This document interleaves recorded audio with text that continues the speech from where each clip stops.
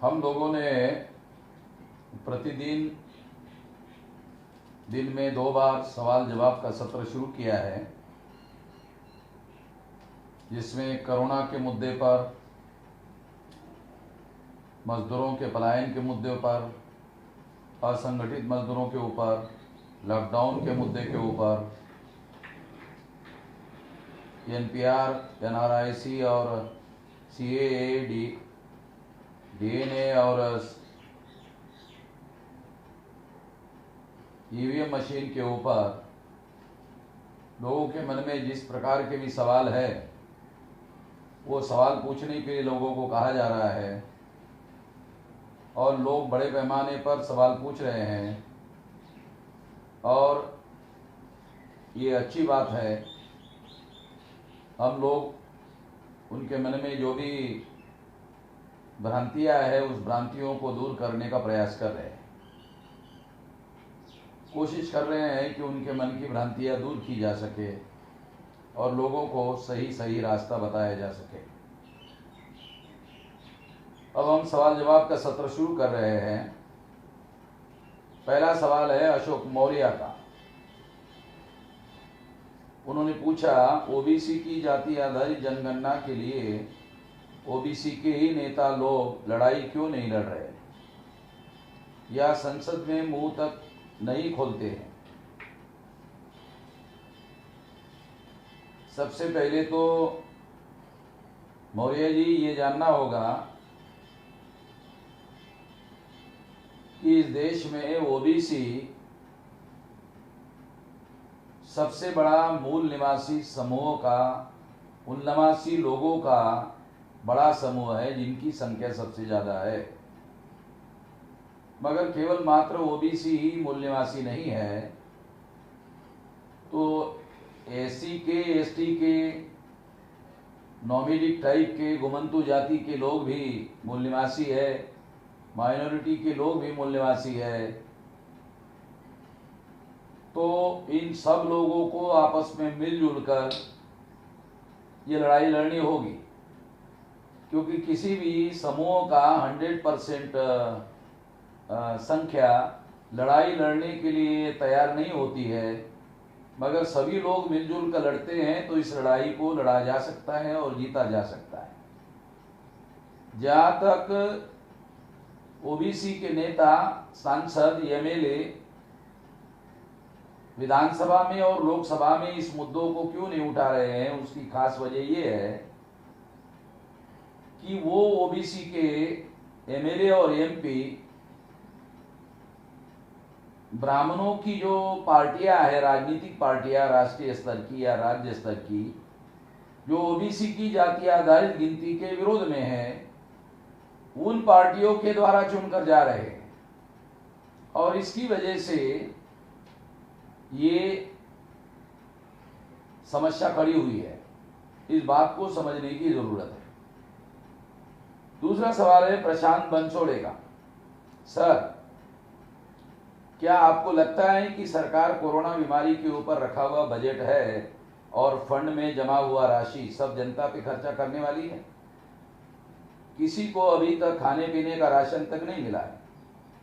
स्वयंसेवी संस्था, एनजीओ के दम पर देश इतना दिन चला, आगे कब तक चलेगा? 8-10 दिन होने तक आया है, अभी तक कोई मेडिकल सुविधाएं, डॉक्टर एवं सहयोग कर्मचारियों को वायरस प्रोटेक्शन के लिए ग्लोव्स, पीपीई किट जैसे साधनों की कमी बताई जा रही है। इतना ही नहीं, पहला मरीज 30 जनवरी को मिला, फिर भी सरकार 19 मार्च तक सारी medical kit, virus protection gear, gloves, mask आदि निर्यात करती रही। इसके बारे में कुछ बताइए। निश्चित रूप से ये एनजीओ के भरोसे पर इतनी बड़ी संख्या के लोगों को नहीं चलाया जा सकता। भारत सरकार ने 1,70,000 करोड़ रुपए का बजट दिया है, मगर ये बजट लगभग 80 करोड़ लोगों के लिए है। तो 80 करोड़ लोगों के लिए 1,70,000 करोड़ का बजट पर्याप्त होगा ऐसा लगता नहीं है। सरकार को इस दिशा में परिस्थिति की लगातार समीक्षा करनी चाहिए और इस समीक्षा में जो बजट सरकार ने रखा है, चाहे वो केंद्र सरकार हो राज्य सरकार हो, वो बजट का पैसा जनता को मिल रहा है, वो सुविधाएं जनता को मिल रही कि नहीं मिल रही, खासतौर पर खाने पीने की सुविधा मिल रही कि नहीं मिल रही है, इसकी समीक्षा की जानी चाहिए और लोगों तक ये सारे साधन कैसे पहुंचाए जा सकते हैं, इसके लिए गंभीरतापूर्वक विचार करना चाहिए। इस काम के लिए सरकार के पास जितना मैन पावर है, उससे भी ज्यादा मैन पावर एनजीओ वाले के पास है। तो एनजीओ की मदद जरूर सरकार को लेनी चाहिए और एनजीओ को भी इस काम के लिए कि जो गरीब है, असंगठित लोग हैं, मजदूर है, उन तक कम से कम राशन पानी की व्यवस्था पहुंचाने के लिए एनजीओ को जरूर मदद करनी चाहिए और सरकार को एनजीओ की मदद लेनी चाहिए, ऐसा मेरा मानना है। और इसके लिए हम बहुजन क्रांति मोर्चा के द्वारा, बामसेब के द्वारा, भारत मुक्ति मोर्चा के द्वारा सरकार को प्रपोजल दिए है कि हम भी संगठित प्रयास में हमारे पास जो मैन पावर लगभग 31 राज्यों में 542 जिलों में फैला हुआ है, 3,500 तहसीलों में फैला हुआ है और 22,000 ब्लॉक में और 1.5 लाख गांव में फैला हुआ है। इसमें हम लोग सरकार की जनता तक जो सुविधाएं सरकार पहुंचाना चाहती है, उसमें हम मदद करना चाहते हैं। तो इस मदद के बारे में हम प्रशासन को लिखकर देने का भी इंस्ट्रक्शन इशू किया गया है। चंदन वानखेड़े सर, डीएनए के आधार पर विदेशी लोग मूल निवासी लोगों पर राज कर रहे हैं, ऐसे में यूएनओ अंतर्राष्ट्रीय न्यायालय की क्या भूमिका रहेगी, इसके बारे में अंतर्राष्ट्रीय न्यायालय क्या भूमिका निर्वहन कर सकती है, इसकी जानकारी, इसका डाटा, इंटरनेशनल लॉ जो है उसका हम लोग छानबीन कर रहे हैं और उसके लिए वकीलों की टीम को लगाया हुआ है। जानकारी मिलते ही इसकी जानकारी सार्वजनिक की जाएगी और इस दिशा में जो लड़ाई लड़ना जरूरी है, लड़ेंगे। दूसरा सवाल है चंदन वानखेड़े जी का, बहुजनों को आजादी के आंदोलन से, आजादी जन आंदोलन से मिलेगी या संसद में जाकर मिलेगी? संसद में तो आज ही अनुसूचित जाति, जनजाति, अदर बैकवर्ड क्लास और माइनॉरिटी के एमएलए एमपी चुनकर गए हैं, मगर उनको तो संसद में और विधानसभा में बोलने पर भी पाबंदी लगाई हुई है। इसलिए सांसदों और एमएलए के द्वारा आजादी मिलेगी ऐसा नहीं कहा जा सकता। इसका मतलब ये नहीं है कि हमारे लोगों को संसद में चुनकर नहीं जाना चाहिए। संसद में चुनकर जाने का बेहतर तरीका जो शासक जातियों की पार्टियां है उससे चुनकर जाने से ये फायदा नहीं होगा। हमारे अपने लोगों के द्वारा जो पार्टियां बनाई गई है उसके द्वारा अगर ये मामला, ये लोग चुनकर जाते हैं तो उसमें कुछ मदद मिल सकती है, मगर अकेले सांसदों और विधायकों के द्वारा आजादी मिलने वाली नहीं है। अंतिमता आजादी तो जन आंदोलन से ही मिलेगी, ये बात हम लोगों को ध्यान रखना होगा।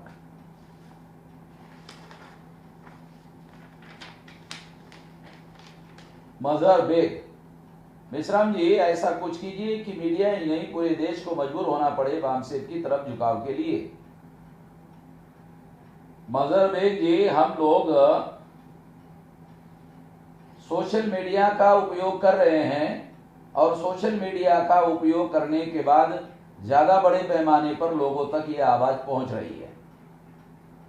तो आने वाले समय में इसका परिणाम हम लोगों को दिखाई देगा। तुकाराम सोनवणे 2005 से मूल निवासी टीवी चैनल की बात सुनते आए हैं और उसके लिए फंड भी दिया है, लेकिन 2020 में भी वही बात चल रही है। सोनवणे जी, हमने कभी भी टीवी चैनल के लिए लोगों से पैसा नहीं मांगा है, ना ही कानूनी रूप से टीवी बनाने के लिए फंड लिया जा सकता है। अगर टीवी करने के लिए पैसा लेना है तो वो शेयर मार्केट के द्वारा ही लिया जा सकता है, और ऐसा हमने कभी भी लिया नहीं है। मगर हम लोगों ने सोशल मीडिया के द्वारा जो MN टीवी चैनल शुरू करने का प्रयास किया है, उसके द्वारा निश्चित रूप से ज़्यादा बड़े पैमाने पर लोगों तक आवाज़ पहुंचाने में हम कामयाब है, और इस दिशा में MN टीवी नाम का टीवी सोशल मीडिया में शुरू किया जा चुका है। सुखदेव वसावा, भारत देश में सबसे बड़ा मुद्दा EVM का है, उसी की वजह से भारत का लोकतंत्र खतरे में है। तो क्या हम 2024 तक हटा सकते हैं? ये इतना आसान मामला नहीं है, क्योंकि ब्राह्मणों की जो 5 नेशनल लेवल की पार्टियां हैं, वो सारी इस EVM का इस्तेमाल कर रही हैं अपने फायदे में, और जो रीजनल पार्टियां इन नेशनल पार्टियों के साथ मिलकर गठबंधन करती है, वो गठबंधन करने वाली जो पार्टियां हैं वो भी इसके साथ जुड़ी हुई है। इसलिए इसके लिए जब तक बड़ा जन आंदोलन खड़ा नहीं होगा, तब तक इसमें कामयाबी हासिल नहीं हो सकती। 2024 तक कामयाबी हासिल हो जाएगी ऐसी उम्मीद नहीं है, मगर 2024 तक एक बड़ा आंदोलन जरूर खड़ा किया जा सकता है। मूल निवासी सुरेश, धारा 144 कितने दिन तक लागू रह सकती है और साल में कितनी बार? अभी कम से कम 14 अप्रैल तक धारा 144 लागू रहेगी। वैसे सुप्रीम कोर्ट ने एक फैसला दिया है अभी कुछ दिन पहले कि 144 धारा बार बार नहीं लगाई जा सकती है, मगर देश में जो कोरोना के हालात है, लॉकडाउन के हालात है, लॉकडाउन एक प्रकार की इमरजेंसी है, और इमरजेंसी में जो सार्वजनिक कार्यक्रमों पर पाबंदी लगाई गई है, घूमने फिरने पर पाबंदी लगाई गई है, इसकी वजह से कोरोना का ट्रांसमिशन जो है वो फैलने में रोका जा सकता है, ऐसा भारत सरकार का आकलन है। और भारत में ट्रांसमिशन यानी फैलाव, बड़े पैमाने पर जो फैलाव हो सकता था, लॉकडाउन की वजह से कुछ हद तक ये रुका हुआ है, और अभी तक भारत में 1500 1,500 तक भी आंकड़ा नहीं पहुंचा है, और मरने वालों का आंकड़ा अभी तक 50 तक भी नहीं पहुंचा है। तो इसलिए कहा जा सकता है कि कुछ हद तक लॉकडाउन करने से ट्रांसमिशन यानी इसका फैलाव रोकने में कुछ हद तक कामयाबी मिली है, और 14 अप्रैल तक अगर ये लॉकडाउन इसी तरह से जारी रहा तो हो सकता है 14 अप्रैल तक इस पर काबू पाने में भारत सरकार और भारत की प्रजा कामयाब हो। इसमें प्रजा का बहुत बड़ा योगदान माना जा सकता है। शाह आफरीन, सर, कोरोना की आड़ में NPR का प्रोसीजर इलीगल तरीके से होने वाला है, क्योंकि कई जगहों पर लोग गवर्नमेंट मेडिकल टेस्ट या अनाज की या पैसे की सरकारी मदद देने के बहाने डाटा कलेक्ट कर रही है। NPR फॉर्म के साथ क्या किया जाए? NPR के नाम पर या मेडिकल टेस्ट के नाम पर या सरकारी मदद देने के नाम पर अगर आपके बाप दादाओं का डेट ऑफ बर्थ मांगा जाए तो किसी भी सूरत में ये जानकारी देने की जरूरत नहीं है। केवल बीमार लोगों का ही डाटा सरकार इकट्ठा कर सकती है इसके आधार पर, और कुछ नहीं कर सकती। तो इसके लिए लोगों को खबरदार रहना जरूरी है।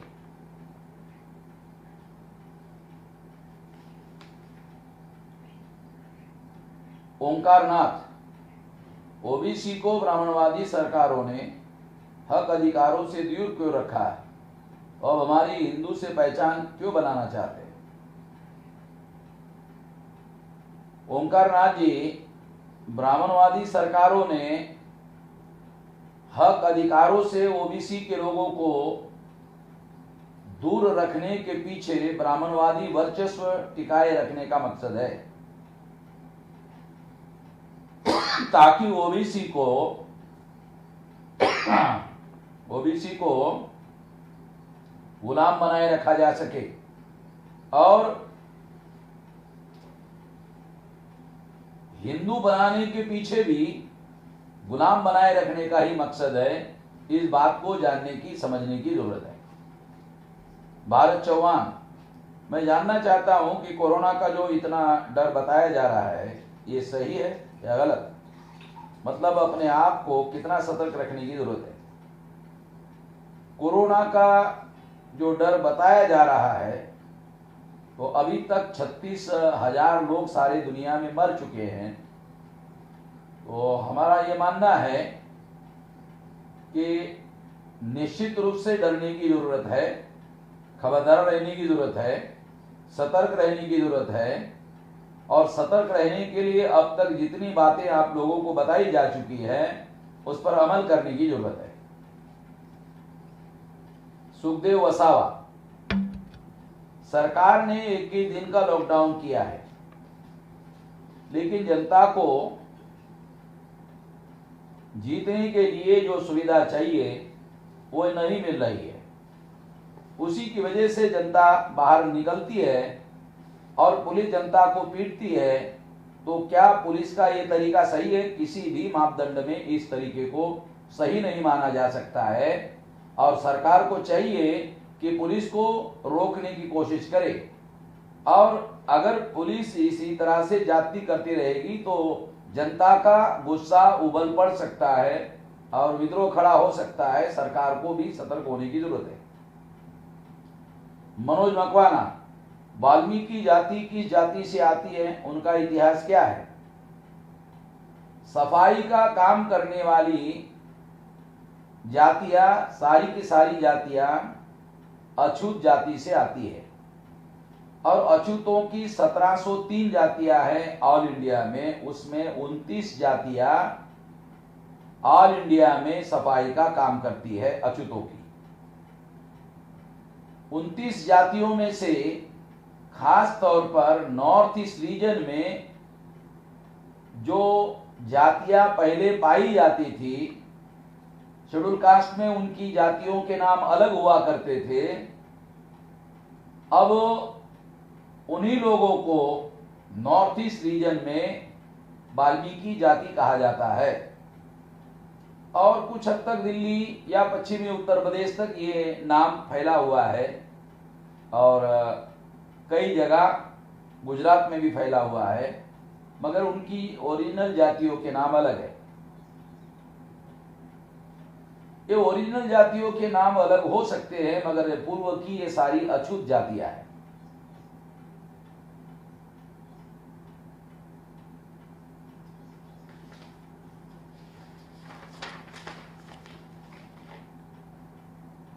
डॉक्टर राज भारती, मुझे ये जानना है कि इस 21 दिन के लॉकडाउन में ये कौन कौन से न्यू रूल्स को बिना बताए इम्प्लीमेंट करने वाले हैं। और एक जो पीएम ने न्यू कोविड के नाम से सहायता के अकाउंट खोल के सबसे चंदा ले रहे हैं, उस अकाउंट में कौन कौन लोग जुड़े हुए हैं? क्या अपोजिट पार्टी के नेता भी जुड़े हैं, ताकि जो पैसा जनता पीएम सहायता के लिए दे रही है उसका इस्तेमाल हो रहा है या नहीं हो रहा है, ये पता कैसे चल सके? सहायता कोष प्रधानमंत्री की अध्यक्षता में बनाया जाता है, उसमें विरोधी पार्टी के लोगों को नहीं लिया जाता है, ये कानूनन बनाया जाता है। और प्रधानमंत्री को ऐसा कोष इकट्ठा करने का संवैधानिक अधिकार है। उसके तहत प्रधानमंत्री ये कोष इकट्ठा कर रहे हैं और लोग इसमें दान दे रहे हैं। उसका उपयोग इस राष्ट्रीय आपदा में किया जाएगा, ऐसी उसकी कानूनी मान्यता है। सरवन वाटके, 5वीं और 6ठी अनुसूची पास करवा दीजिए सर, बहुत दुआ मिलेगी, कम से कम आदिवासी सुरक्षित हो जाएंगे, बहुत परेशानी होती है नौकरी करने में।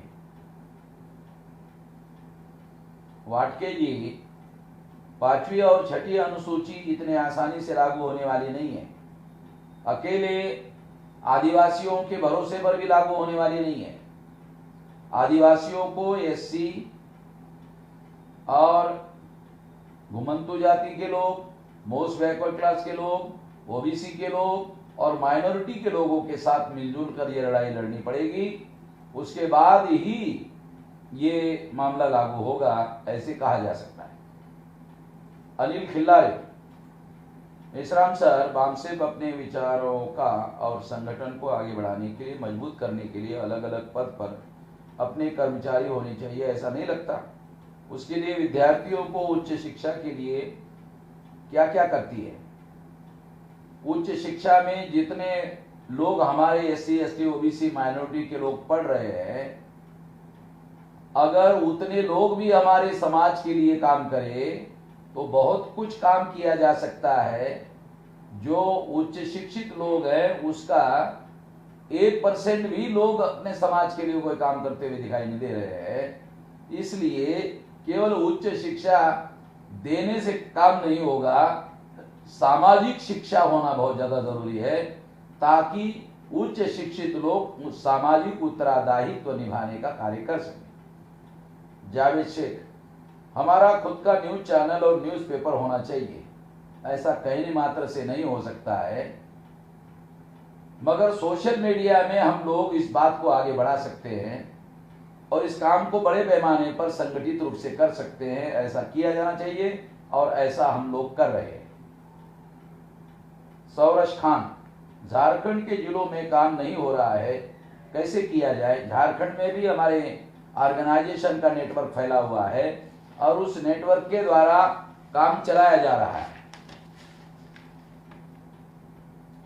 रोशन जगताप, सर आपने कल बिल्कुल सही कहा है कि कोरोना वायरस बायोलॉजिकल वार है, ऐसा WHO, UNO और भारत सरकार ने घोषित नहीं किया है, इसलिए कोई भी इस तरह की अफवाह ना फैलाए। और आगे आपने कहा है कि लॉकडाउन लोगों के भले के लिए है, इसलिए लोगों ने लॉकडाउन को सहयोग करना चाहिए।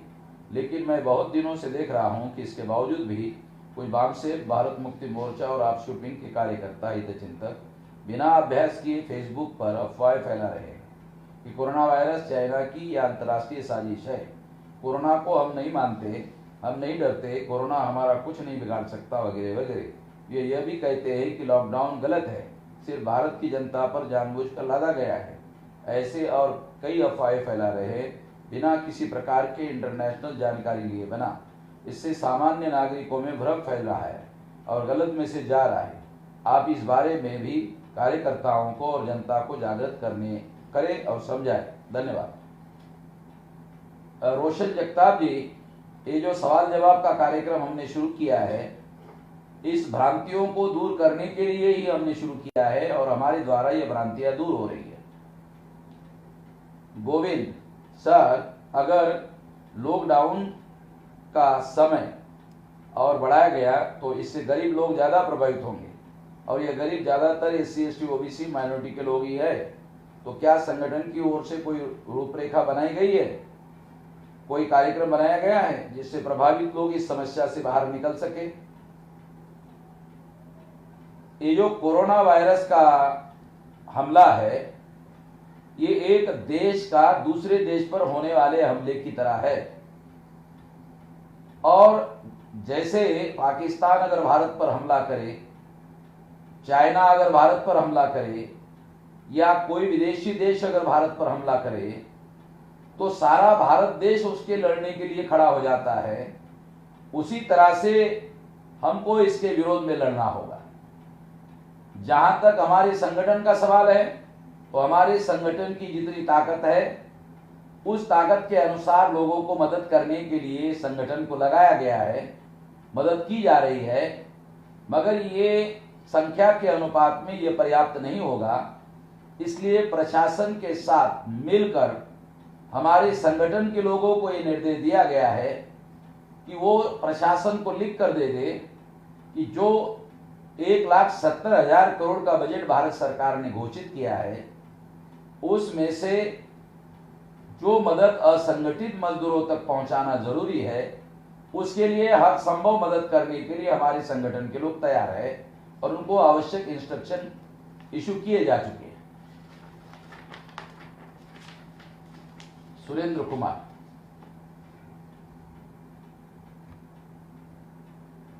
फेसबुक सोशल मीडिया पर सभी फर्जी समूहों पर प्रतिबंध हटाने के लिए सुप्रीम कोर्ट में मामला दायर किया जा चुका है। यदि ग्रुप के कोई स्वामित्व के दावेदार नहीं है तो उन्हें प्रतिबंधित कर दिया जाना चाहिए और यदि उनके ऑपरेटर सदस्य भारत से है तो उन्हें गिरफ्तार किया जाना चाहिए और 7 साल के संरोध के लिए सलाखों के पीछे रखा जाना चाहिए। कोई भी गैर कानूनी काम करता है तो हमारे देश में कानून है, उस कानून के तहत जरूर उसको रोका जाना चाहिए।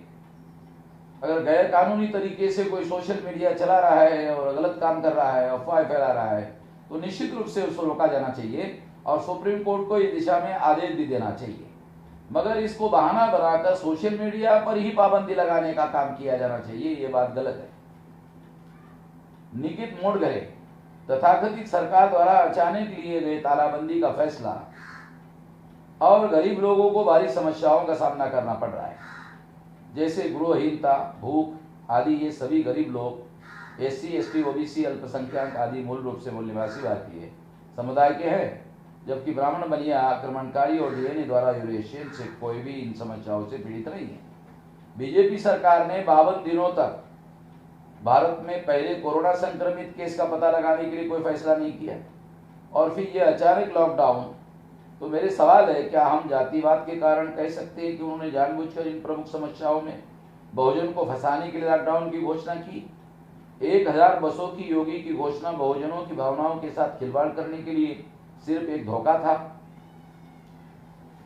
जो देश में परिस्थिति निर्माण हुई है, इस परिस्थिति का संगठित रूप से मुकाबला करना जरूरी है। जो SC, ST, OBC के लोग हैं, उनको भी संगठित रूप से मुकाबला करने की जरूरत है। हो सकता है कि बहुत सारी बातें और गुमराह करने का सरकार के द्वारा कोशिश किया जा रहा हो, मगर आज की स्थिति में जो भी लॉकडाउन से प्रभावित है उनको मदद करने की जरूरत है और प्रशासन के साथ कोऑर्डिनेशन से हम लोग जितनी मदद कर सकते हैं जरूर उनकी मदद करनी चाहिए। रजनीकांत, भारत बंद किया फिर भी EVM बंद करने के बारे में सरकार कुछ सुन नहीं रही है, ऐसा क्यों? क्योंकि भारत बंद करने के दौरान जितने बड़े पैमाने पर इसके विरोध में लोगों को सड़कों पर उतरना चाहिए या इसके बारे में विरोध प्रदर्शित होना चाहिए, शायद उतना विरोध सरकार को ऐसा लगता है कि उतना विरोध नहीं हो रहा है। इसलिए अभी और ज्यादा बड़ा भारत बंद करने की जरूरत होगी और इस आंदोलन को जन आंदोलन में रूपांतरित करने की जरूरत होगी। गैब्रियल टोपो, सर PM मोदी बहुजनों के खिलाफ फैसले ले रहे हैं, फिर भी जनता उनके इस्तीफे की मांग क्यों नहीं कर रहे?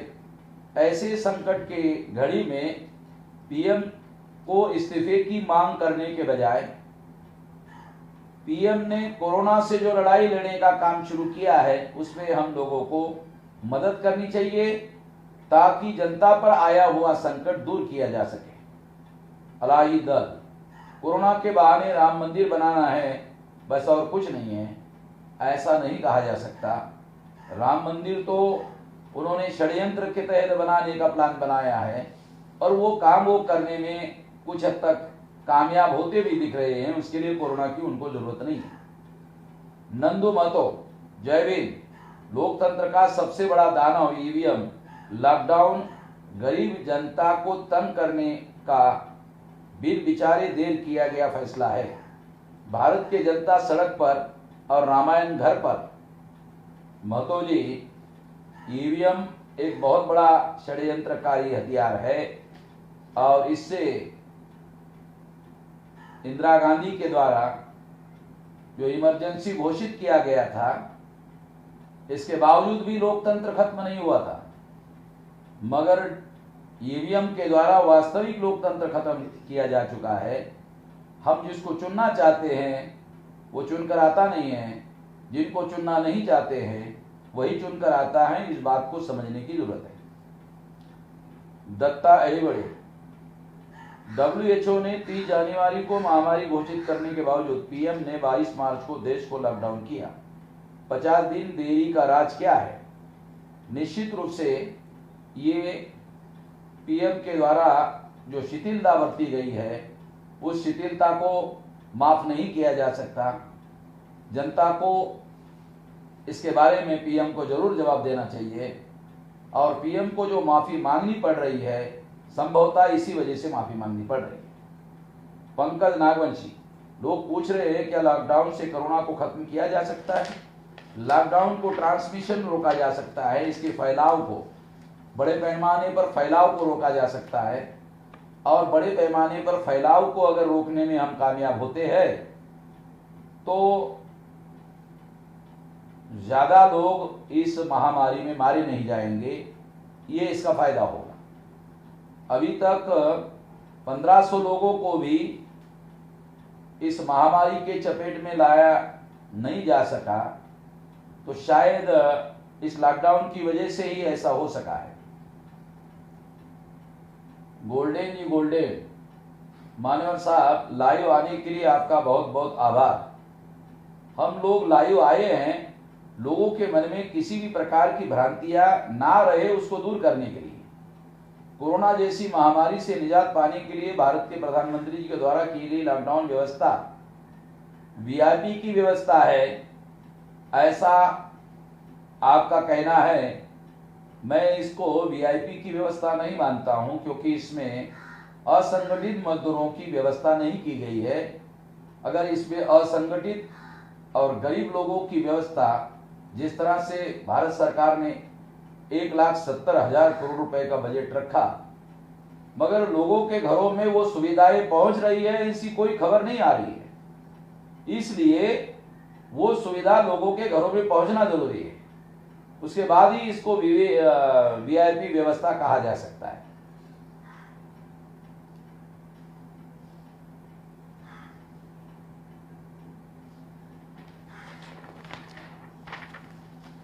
विपुल कुमार, सर जय मूल्यवासी, मेरा सवाल यह है कि भारत सरकार एनआरसी, सीए, एनपीआर वापस लेगा कि नहीं लेगा? अगर नहीं वापस लेगा तो क्या करना पड़ेगा हम लोगों को? आने वाले समय में हम लोग इसके बारे में भारत बंद की बड़े पैमाने पर तैयारी कर रहे हैं, मोहल्ला कमेटियों की तैयारी कर रहे हैं। मोहल्ला कमेटियों की तैयारी करने के लिए घर बैठे बैठे टेलीफोन का और सोशल मीडिया का सहारा ले रहे हैं। इसमें आप मोहल्ला कमेटियां बनवाने का काम करते रहिए, सोशल मीडिया का उपयोग करते हुए, और लोगों को भारत बंद करने के लिए तैयार रखिए। बड़े पैमाने पर भारत बंद रखना होगा, करना होगा। रंजीत सिंह मूल्यवासी, माननीय वामन मेश्राम जी, जय भीम, जय मूल्यवासी। मुझे ऐसा लगता है कि भाजपा और आरएसएस की कोरोना वायरस की आड़ में पूरे देश में दंगा करना चाहते हैं। अभी अभी मध्य प्रदेश की सरकार ने आदेश दिया है कि 1 अप्रैल से कोई भी व्यक्ति घर से बाहर नहीं निकलेगा, और यदि निकलता है तो उसे गोली मार दी जाएगी। गोली मारने वाली जो सरकार है उसके विरोध में हर संभव रोकने की कोशिश की जाएगी। हम संगठित रूप से इसका मुकाबला करेंगे, हाईकोर्ट और सुप्रीम कोर्ट का भी सहारा लेंगे। आजाद लोहार, घर जाने वाले मजदूरों को मारना किसी मिशन के तहत लगता है? मिशन के तहत है ऐसा नहीं लग रहा है, मगर सरकार के द्वारा असंगठित मजदूरों की व्यवस्था और उसके बारे में पूर्वानुमान न करना, ये सरकार के नालायकी का सबूत है, ऐसे कहा जा सकता है। महेश कुमार मूल्यवासी, क्या ये बात सच है कि विदेशी ब्राह्मणों का भारत देश पर नाजायज कब्जा है? निश्चित रूप से नाजायज कब्जा है। इसलिए सरकार मूल्यवासियों को जानबूझकर कोरोना के बहाने भूखा मारना चाहती है। हम लोगों को इस षड्यंत्र को भांप लेना चाहिए और हर संभव कोशिश करके इसको रोकने की कोशिश करनी चाहिए। अगर ऐसा है तो महेश कुमार मूल्यवासी, सर जय मूल्यवासी, एमपी सरकार सीएम ने 1/4/2020 से लोगों अर्थात मूल्यवासियों को गोली से मारने का ऑर्डर पुलिस को दिया है। गोली को मारने का ऑर्डर अगर पुलिस को दिया है तो इसको संगठित रूप से रोका जा सकता है, न्यायालयों के द्वारा भी रोका जा सकता है। गणेश, इसकी पूरी जिम्मेदारी है मोदी सरकार हो जाता है फेल और देश की दलाल सरकार है, ये साबित कर दिया है मोदी सरकार ने। इसे फांसी होना चाहिए, सजा जो किसान मजदूर गरीब जनता को तड़पाया, खून चूस रहा है। लिखूंगा बढ़ूंगा पर रुकूंगा नहीं, बिकूंगा नहीं, देश के सवालों का जवाब देना पड़ेगा। संगठित रूप से सरकार को जवाब मांगा जा सकता है। अभी हम लोगों की जो मदद कर सकते हैं वो करना चाहिए। नागेंद्र कुमार, बहुजन मुक्ति मोर्चा चंडीगढ़, सर हमारे देश में सबसे ज्यादा अहम योगदान सफाई कर्मचारी की होती है, फिर भी सरकार चाहे कांग्रेस की हो या बीजेपी सफाई कर्मचारियों को लगाकर शोषण कर रही है। उनकी नौकरियों को ठेके पर देकर कम पैसे में काम लेती है। सर यहाँ तक कि अभी कोरोना जैसी महामारी में भी उसका शोषण हो रहा है, कोई सुविधा नहीं मिल रही है, जैसे मास्क, ग्लोव, सैनिटाइजर इत्यादि। आप क्या कहना चाहते हैं? हम बहुजन मुक्ति मोर्चा की तरफ से उसको कैसे मदद कर सकते हैं? जितना मदद कर सकते हैं ये साधन मुहैया करने में, उतनी मदद हमारे संगठन के द्वारा की जानी चाहिए। ऋषभ विद्रोही, ऋषभ वसा के वर्धा महाराष्ट्र, क्या आपको लगता है कि एनपीआर एनआरसी सीए का मुद्दा आपके द्वारा भविष्य में किए जाने वाले जन आंदोलन का काउंटर करने के लिए अभी से संघ परिवार तैयारी कर रही है? हो सकता है संघ परिवार तैयारी कर रही है, मगर हमें भी तैयारी करने में लग जाना चाहिए, क्योंकि आपका जन आंदोलन मूल निवासी विरुद्ध विदेशी इस तथ्य पर आधारित रहेगा। पर एनआरसी से तो वास्तविक मूल निवासी विदेशी घोषित होने का खतरा पैदा हो गया है, इसीलिए एनपीआर का बायकॉट करने की जरूरत है। दूसरा सवाल यह पूछना चाहता हूं कि अगर ऊपर पूछा हुआ सवाल सही है, यानी आपके जन आंदोलन को काउंटर करने का प्लान एनआरसी है, तो बहुजन क्रांति मोर्चा द्वारा आने वाले 20 अप्रैल 2020 को भारत बंद की क्या तैयारी है? क्योंकि कोरोना विषय एनआरसी से ज्यादा चर्चा में है। हम लोगों को घर बैठे बैठे टेलीफोन का उपयोग करके और सोशल मीडिया का उपयोग करके जनता को जागृत करके संगठित रूप से भारत बंद के लिए तैयारी करनी चाहिए। ट्विटर पर के सवाल, आदित्य मूल्यवासी, क्या राष्ट्रव्यापी लॉकडाउन और पहले से खत्म अर्थव्यवस्था के कारण हमारा देश भारत भयंकर आर्थिक आपातकाल से गुजर सकता है? निश्चित रूप से गुजर सकता है, और इसके लिए हम लोगों को तैयार रहना चाहिए। क्या सरकार ईवीएम से जिला पंचायत और ग्राम पंचायत का चुनाव करा सकती है? प्रकाश जाले, निश्चित रूप से ऐसा कर सकती है, या बैलेट पेपर से भी कर सकती है, ताकि जिला पंचायत और तालुका पंचायत में अगर ईवीएम से चुनाव ना हो तो गांव के लोग इसके विरोध में खड़े ना हो सके, ऐसा दांवपेच खेल सकती है। आनंद मूल निवासी, उत्तर प्रदेश सरकार कोरोना की वजह से फ्री में राशन बांट रही है, राशन के बदले राशन कार्ड ले रही है, और लोगों को डर है कि कहीं इसके बदले एनपीआर की जानकारी ना ली जाए। साहब कृपया इस विषय पर जानकारी देने की कृपा करें। हो सकता है ये षड्यंत्र हो, और इसके बारे में राशन बांट रही है तो राशन लेने के लिए राशन कार्ड देने की क्या जरूरत है? राशन कार्ड देने की जरूरत नहीं है, इसका विरोध करो। अंकुश गौतम, क्या भारत की अर्थव्यवस्था खराब होएगी या हो चुकी है? हो चुकी है। सर एक बार केजरीवाल ने कहा था कि दिल्ली में जितने भी दूसरे स्टेट के रहते हैं उनको एक दिन जाना पड़ेगा दिल्ली छोड़कर। क्या आपको इसमें केजरीवाल की कोई साजिश लगती है? केजरीवाल खुद ही हरियाणा का बाहर का रहने वाला है, दूसरों को ऐसा कैसे कह सकता है? संजय इंगले, सर मेरा सवाल कोरोना वायरस बीमारी चलते हैं, सरकार ने जो 21 दिन का लॉकडाउन किया है, सभी वर्ग के मजदूर 6 दिन से घर पर बैठे हैं, मगर गांव में सरकार की ओर से कोई मदद नहीं मिली है। इसके चलते गांव में लोगों द्वारा लॉकडाउन का पालन नहीं हो रहा है, इस पर आप क्या कहेंगे? निश्चित रूप से ये गंभीर सवाल है, और सरकार को जो घर में बैठे हुए लोग हैं उन लोगों तक कम से कम अन्न प्रोवाइड करना चाहिए और उनके खाने पीने की व्यवस्था करनी चाहिए, नहीं तो इसके विरोध में विद्रोह होने का खतरा पैदा हो सकता है।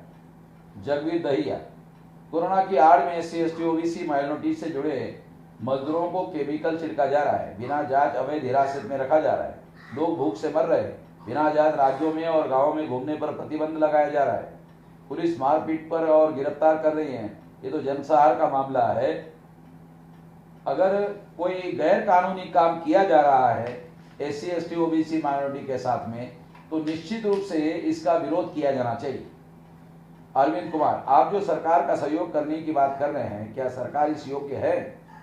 हम सरकार का सहयोग करने की बात इसलिए कर रहे हैं क्योंकि इतने बड़े संकट का मुकाबला करने के लिए आम आदमी के पास साधन संसाधन नहीं है। 1,70,000 करोड़ का जो बजट सरकार ने रखा है, वो बजट आम आदमी के घरों तक पहुंचे, इसके लिए मदद करने के लिए बोल रहे हैं, अन्यथा इसका कोई मकसद नहीं है। बात जो सरकार को बहुत सारा फंड मिल रहा है उसकी सही उपयोग होगा। सरकार को अपना फंड छोड़कर जो बाहर से मिला फंड अगर वही लोगों के इतना खर्च करती है तो कोई भूखा नहीं मरता है। निश्चित रूप से ये फंड खर्चा किया जाना चाहिए और इसमें जो सरकार ने फंड रखा है वो जनता तक पहुंचाने के लिए संगठित रूप से हमें मदद करने की जरूरत है। ये करना चाहिए। जनता के द्वारा, लोगों के द्वारा बहुत सारे सवाल पूछे गए हैं और उनके भ्रांतियों को दूर करने के लिए सवालों का जवाब दिया जा रहा है। शाम के समय में और भी सवाल पूछे जा सकते हैं और शाम के समय में इसके जवाब दिए जाएंगे। धन्यवाद।